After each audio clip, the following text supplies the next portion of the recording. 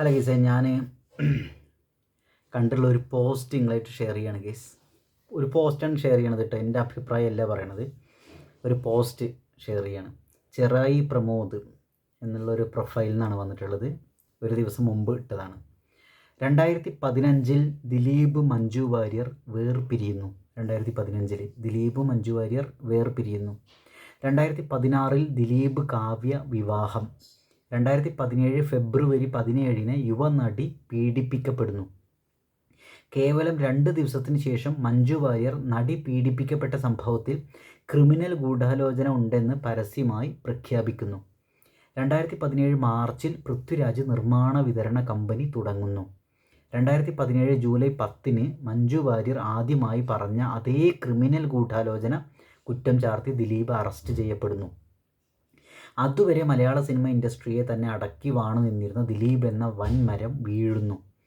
തുടർന്ന് 2025 വരേക്കുമുള്ള 8 വർഷം മലയാള സിനിമയിൽ ദിലീപിനെ മാറ്റി നിർത്തപ്പെട്ടത് കൊണ്ട് ഗുണഭോക്താക്കൾ ആയവർ ആരെന്ന് നോക്കിയാൽ ഒന്ന് മനസ്സിലാകും. വാര്യർ കുട്ടി പറഞ്ഞ ഗൂഢാലോചന ശരിയാണെന്നും നടത്തിയവർ ആരൊക്കെയായിരിക്കുമെന്നും. വീണ്ടും പറയണു, ഇത് എൻ്റെ അഭിപ്രായമല്ല കേട്ടോ, ഒരു പോസ്റ്റ് ഞാൻ വായിക്കണമെന്ന് മാത്രം, എന്നെ കുറ്റക്കാരനാക്കരുത്. Manju Warrier lady superstar ആയി 200 കോടി കളക്ഷൻ നേടിയ സിനിമയുടെ വരെ ഭാഗമായി. പൃഥ്വിരാജ് 150 കോടി നേടിയ സിനിമയിലെ നായകനും 200 കോടി നേടിയ സിനിമയുടെ നിർമ്മാതാവും സംവിധായകനുമായി. പൃഥ്വിരാജ് 150 കോടി നേടിയ സിനിമയിലെ നായകനും 200 കോടി നേടിയ സിനിമയുടെ നിർമ്മാതാവും സംവിധായകനുമായി. അതിജീവിതയ്ക്കൊപ്പം എന്ന് മലയാള സിനിമയിൽ നിന്നും ആദ്യമായി പ്രഖ്യാപിച്ച യുവനടനായ പൃഥ്വിരാജ് നിർമ്മാതാവും സംവിധായകനും മഹാനടനുമായി മാറിയ ഈ 8 വർഷങ്ങൾക്കിടയിൽ തൻ്റെ ഒരൊറ്റ സിനിമയിൽ പോലും അതിജീവിതയ്ക്ക് അവസരം നൽകുകയോ മുഖ്യധാരയിലേക്ക് തിരികെ വരാൻ വഴിയൊരുക്കുകയോ ചെയ്തില്ല. But why? ചെയ്യണം എന്നല്ല കേട്ടോ, ഇത് ഞാൻ ഈ പോസ്റ്റാണ് വായിക്കണത്. ചുരുക്കത്തിൽ, ക്രിമിനൽ ഗൂഢാലോചന എന്ന കെണിയൊരുക്കി ദിലീപിനെ കൊടുക്കുവാൻ അതിജീവിതയെ ഇരയാക്കിയതിൽ ഒരു ഗൂഢാലോചന ഉണ്ടെങ്കിൽ അതിവരുടേതാണ്. അങ്ങനെയെങ്കിൽ വേട്ടക്കാരും ഇവർ തന്നെയാണ്.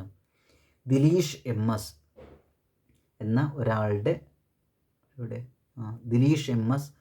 ഒരാളുടെ പോസ്റ്റ് കോപ്പി ചെയ്തിട്ടാണ് ഇട്ടിട്ടുള്ളത്. ഓക്കെ ഗൈസ്, ഇതാണ് സംഭവം. ഇതൊരു പോസ്റ്റാണ് കേട്ടോ, ഇത് എൻ്റെ അഭിപ്രായമല്ല പറയണത്.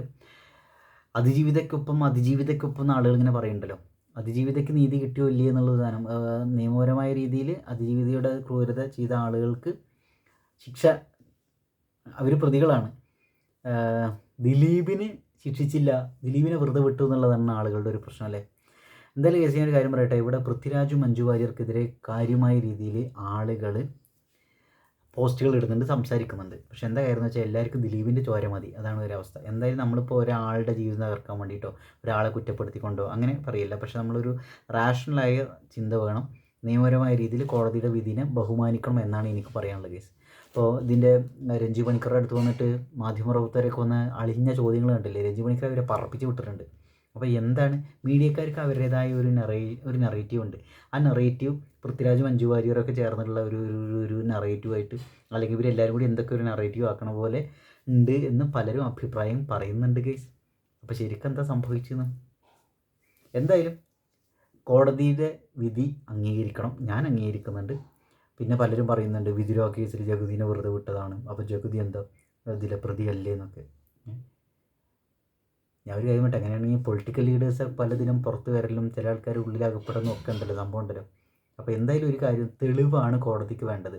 അപ്പോൾ കോടതി വിധി നിർണ്ണയിച്ചിട്ടുണ്ടെങ്കിൽ അതിന് ബഹുമാനിക്കുക എന്നുള്ളതാണ് നമ്മൾ ഇന്ത്യയിൽ ജീവിക്കുന്ന ആളുകൾക്ക്, ലോ ആൻഡ് ഓർഡറിനെ അബൈഡ് ചെയ്യുന്ന നമുക്ക് ചെയ്യാൻ പറ്റുന്ന ഒരു കാര്യം.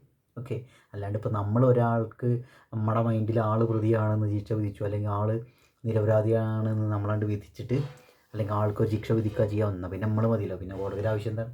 അപ്പോൾ എന്തായാലും കോടതി വിധിയെ ഞാൻ എന്തായാലും ബഹുമാനിക്കണം, ആദരിക്കണം. ഇതിലിപ്പോൾ ആർക്കെങ്കിലും അപ്പീലിന് പോകണമെങ്കിൽ ഹയർ ആയിട്ട് പോവാം അല്ലേ. ഇവരിങ്ങനെ പറയുന്നുണ്ടല്ലോ, ദിലീപ് അത് ചെയ്തു അങ്ങനെ ചെയ്തു മഞ്ജു വാര്യറും പൃഥ്വിരാജൊക്കെ പാവങ്ങൾ എന്നൊക്കെ പറഞ്ഞിട്ട്. മലയാളികളെ കബളിപ്പിക്കാൻ എളുപ്പമാണ് കേസ്. ഓക്കെ, മലയാളികൾക്ക് എന്താ വെച്ചാൽ വേറൊരു സംഭവമാണ് വേണ്ടത്. എന്താ പറയുക, അത് പ്രത്യേകിച്ച് എടുത്ത് പറയേണ്ട കാര്യമില്ലല്ലോ. എന്തായാലും ഈ പറയുന്ന ആളുകൾ അതിജീവിതയ്ക്കൊപ്പം എന്ന് പറഞ്ഞിട്ട് എന്താണ് അതിജീവിതയ്ക്ക് വേണ്ടി ചെയ്തതെന്നൊരു കാര്യം കൂടി ഉണ്ട്. എന്താ ചെയ്ത് അവനവൻ സ്റ്റാറായി, അല്ലാണ്ട് ഇപ്പോൾ വേറെ എന്താ ഇപ്പോൾ ഇതിൽ സംഭവിച്ച്. അപ്പോൾ എന്തായാലും ഒരു കാര്യമുണ്ട് കേസ്, നമ്മളറിയാത്ത എന്തൊക്കെ ഇതിനിടയിൽ സംഭവിച്ചുകൊണ്ട് വെക്കുന്നുണ്ട്. അപ്പോൾ തെളിവുകളാണ് കോടതിക്ക് വേണ്ടത്. കോടതി വിധി എന്തായാലും അതിനെ അംഗീകരിക്കുക എന്നുള്ളതാണ് നമുക്ക് ചെയ്യാവുന്ന വലിയ കാര്യം.